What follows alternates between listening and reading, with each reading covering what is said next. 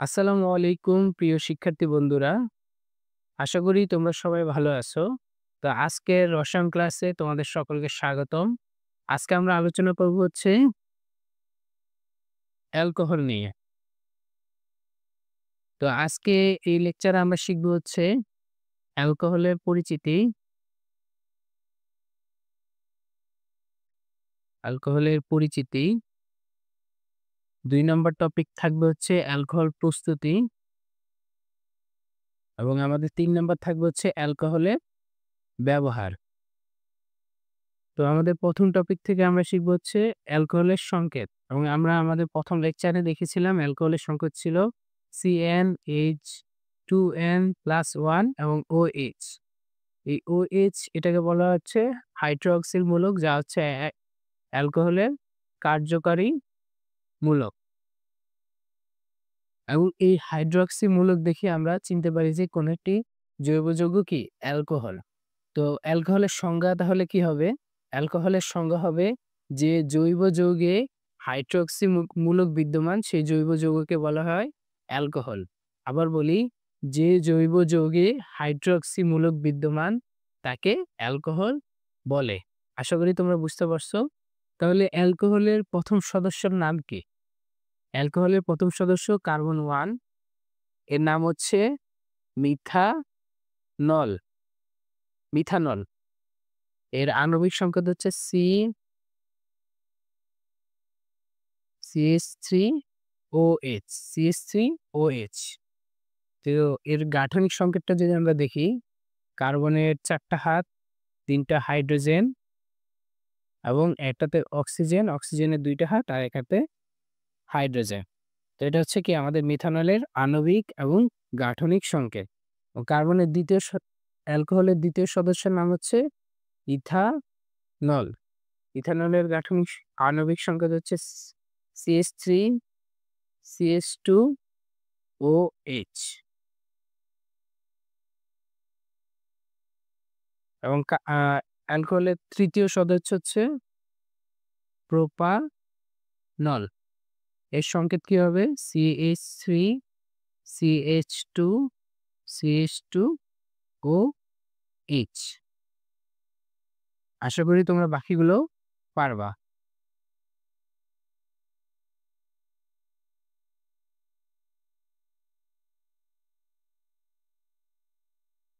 তো অ্যালকোহলের যে দ্বিতীয় টপিকটা ছিল সেটা ছিল অ্যালকোহলের প্রস্তুতি। তো অ্যালকোহল আমরা কিভাবে প্রস্তুত করতে পারি? তো অ্যালকোহল প্রস্তুতির জন্য তোমাদের বইয়ে একটি বিক্রিয়া দেওয়া আছে। এটা হচ্ছে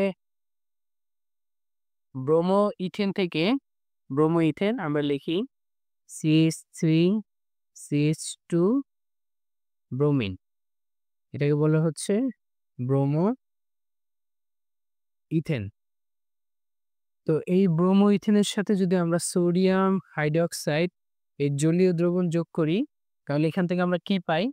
তোমরা দেখো, এটাকে যদি একটু গাঠনিকভাবে লিখি, কার্বনের 4 টা হাত, 3 টা হাতে হাইড্রোজেন, একটা হাতে আরেকটা কার্বন, এই কার্বনেরও 4 টা হাত, 2 টা হাতে 2 টা হাইড্রোজেন এবং আরেক হাতে ব্রোমিন। এবং এখানে কি আছে? সোডিয়াম প্লাস এবং OH মাইনাস। তো এখানে কি বিক্রিয়া হবে? এখানে হচ্ছে প্রতিস্থাপন বিক্রিয়া হবে। এখানে এই যে ব্রোমিন, এটা চলে যাবে এখানে এবং এখানে যে OH আছে এটা এখানে চলে আসবে। তো এখানে আমরা প্রতিস্থাপন করে দেখি।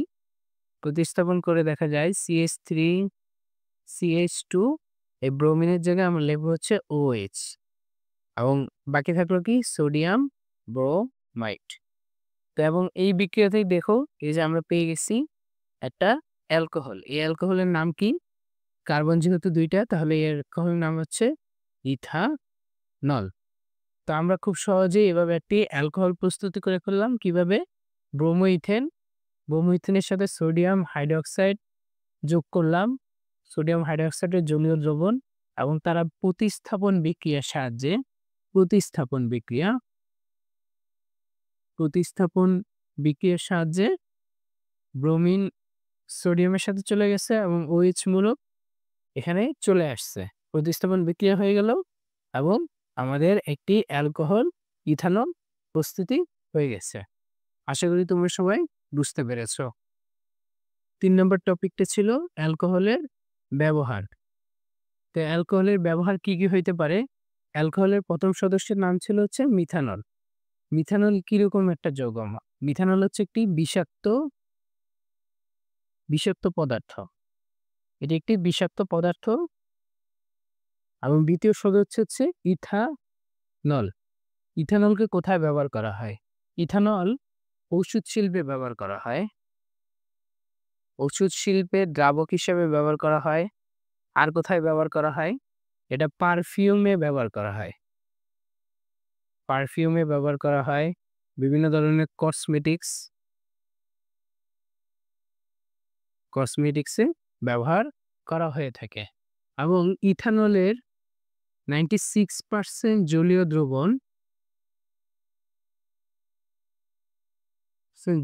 দ্রবণ, এই জলীয় দ্রবণকে বলা হয় রেকটিফাইড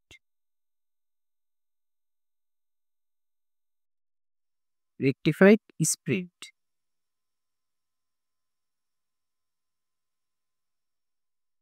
রেকটিফাইড স্পিরিট। এই রেকটিফাইড স্পিরিট কোথায় ব্যবহার করা হয়? এই রেকটিফাইড স্পিরিট হোমিও